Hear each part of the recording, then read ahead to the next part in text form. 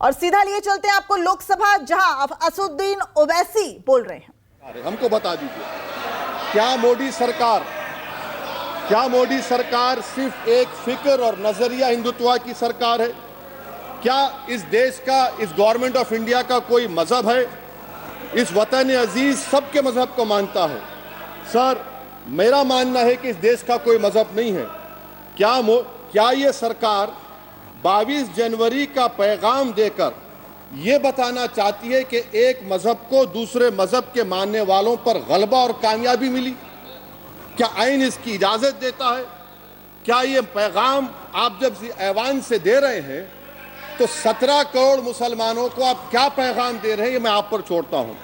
Sir, 49 में धोखा हुआ, 86 में धोखा हुआ, 92 में धोखा हुआ, 2019 और 22 में भी इस ऐवान के जरिए हमको धोखा दिया जा रहा है। और अफसोस के साथ कहना पड़ता है सर कि मुस्लिम अक़लियत को हमेशा ये कहा गया कि तुमको भारत के शहरी बरकरार रहने के लिए एक बहुत बड़ी कीमत तुमको चुकानी पड़ेगी, और हम पर इल्जाम लगा दिया गया। सर, क्या मैं बाबर का स्पोक्स पर्सन हूं? क्या मैं जिना का स्पोक्स पर्सन हूं? क्या मैं औरंगजेब का स्पोक्स पर्सन हूं? बताइए सर, आखिर मैं कहां तक आप मुझे लेकर जाएंगे? दूसरी बात यह है सर, दूसरी बात यह है कि फिर 6 दिसंबर के बाद देश में फसाद हुआ, नौजवानों को टाडा में डाला गया जो बूढ़े होकर निकले। यकीनन आपकी सरकार नहीं थी, आपकी सरकार नहीं थी। अच्छा, बल्कि मैं तो मर्यादा पुरुषोत्तम राम की इज्जत करता हूं, मगर मैं नाथूराम गोडसे से नफरत करता हूं। मेरी नस्लें नफरत करती रहेंगी, क्योंकि नाथूराम गोडसे ने उस शख्स को गोली मारी जिसके जबान से आखिरी लफ्ज निकले हे राम।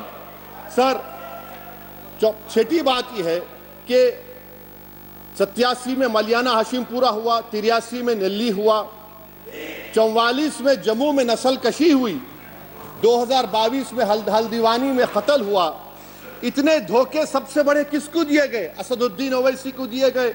मगर फिर भी मुझसे ही कहा जाता है कि वफादारी को तुम साबित करो अपनी ओवैसी। सर, आज भारत के 17 करोड़ मुसलमान अपने आप को अजनबी और एलिनेट महसूस कर रहे हैं।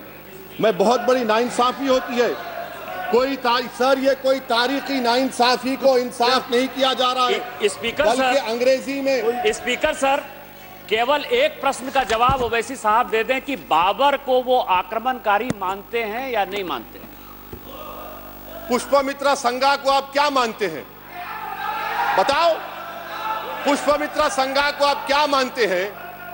जम्मू के वो, कश्मीर के वो राजा को क्या मानते हैं जिसके पास एक फौज थी मंदिरों को तोड़ने के लिए? आप क्या मानते हैं? यही तो मैं कह रहा हूं कि निशिकांत दुबे 47 में आजादी मिली, असदुद्दीन ओवैसी से बाबर की बात पूछ रहे हैं। तुम गांधी की बात पूछते, तुम बोस की बात पूछते, तुम जलियांवाला बाग की बात पूछते, तुम काला पानी में जो मुसलमान शहीद हो गए उनकी बात पूछते, मगर बाबर की बात पूछी जाती है। तो सर, मैं आपको बता रहा था, खामखा डिस्टर्ब किए सर, मुझे मेरा वक्त ले लिए निशिकांत दुबे। सर, मैं आपसे कह रहा था, मोदी हुकूमत ये पैगाम दे रही है भारत के मुसलमानों को कि जान बचाना है या इंसाफ चाहते हो।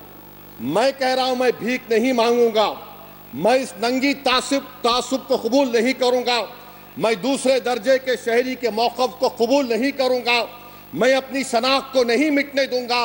अब मैं झूठी और दिल फरेब बातों पर हरगिज भरोसा नहीं करूंगा।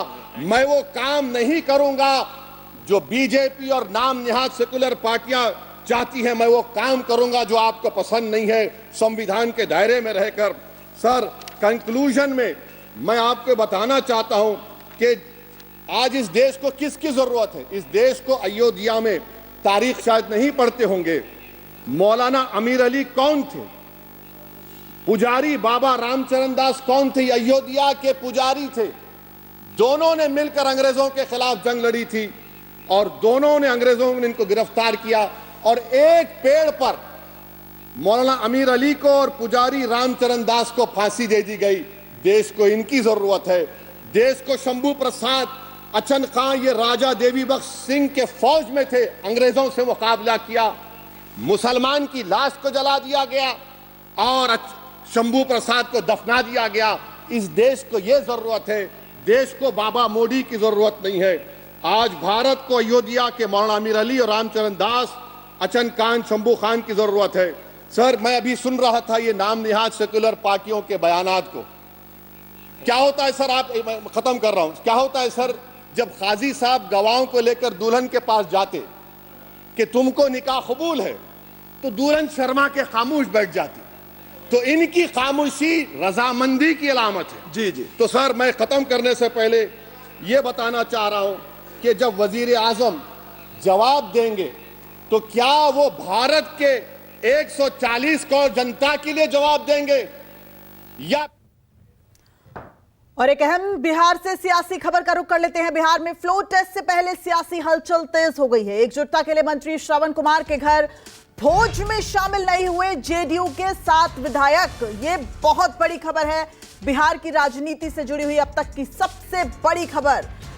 जो बिहार के मंत्री श्रवण कुमार ने अपने यहां भोज बुलाया था, उसमें देखिए जेडीयू के 7 विधायक शामिल नहीं हुए। आज बीजेपी विधायकों का बोधगया में प्रशिक्षण शिविर भी है। और इस वक्त हमारे साथ अमिताभ ओझा लाइव जुड़ गए हैं। अमिताभ, अगर बहुमत का आंकड़ा देखें, 243 सीट है विधानसभा में, बहुमत का आंकड़ा 122 विधायकों का समर्थन जरूरी है। और अगर देखें विपक्ष की, तो 114 जो है विपक्ष के पास सदस्य हैं। क्या देखा जाए, अगर ये 7 विधायक नहीं पहुंचते तो क्या अंकगणित विपक्ष के फेवर में हो जाएगा?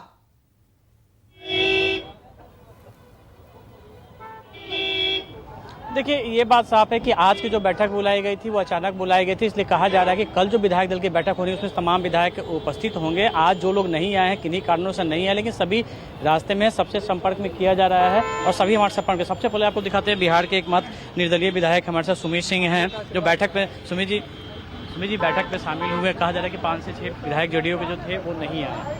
नहीं, जो नहीं थे वो बोल के नहीं थे। आज की जो बैठक है वो भोज का ये बैठक था, उसमें नहीं थे, बाकी तो सब हैं, सब साथ में। बाकी बड़े खेला की तैयारी चल रही है, क्या लग रहा है कुछ? अरे कोई खेला नहीं, खेला तो हम लोग खेलेंगे, खिलाड़ी हम लोग हैं।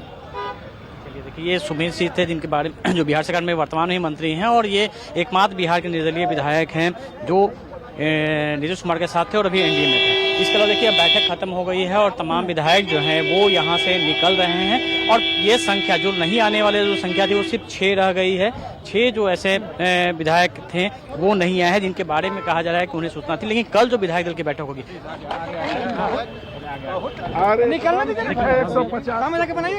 अमिताभ, जो भोज में शामिल नहीं हुए जेडीयू के 7 विधायक, ये तो बड़ी तस्वीर की तरफ इशारा करता नजर आ रहा है। लेकिन देखिए बिहार में सियासी उठापटक लगातार जारी है। इस वक्त सबसे बड़ी चुनौती है 12 फरवरी को जो फ्लोर टेस्ट होना है, वो नीतीश सरकार के लिए सबसे बड़ी चुनौती है। और ये चुनौती और भी ज्यादा बड़ी हो गई है क्योंकि जेडीयू के 7 विधायक बिहार के मंत्री श्रवण कुमार के यहां भोज में नहीं पहुंचे हैं। फिलहाल रुकते एक छोटे से ब्रेक के लिए, लेकिन खबरों का दौर लगातार जारी रहेगा।